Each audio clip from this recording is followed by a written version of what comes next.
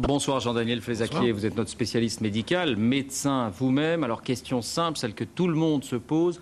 Peut-on affirmer avec certitude que le lait, la viande ou le jambon venant d'un animal cloné sont complètement inoffensifs pour la santé? Alors ce que l'on sait, ce que les études ont montré, les très nombreuses études faites aux États-Unis, mais aussi en France, par exemple par les gens de l'INRA, en France également, c'est que lorsque l'on compare la viande et le lait d'animaux clonés à ceux d'animaux obtenus normalement, élevés dans les mêmes conditions, il n'y a sur le plan toxicologique ou sur le plan nutritionnel aucune différence. Quand je dis aucune différence, ça veut dire même composition en vitamines, en protéines, en graisses et en minéraux. C'est-à-dire que quand on compare les deux et dans les mêmes conditions d'élevage, il n'y a aucune différence qui permette d'avoir un doute sur la qualité de cette viande.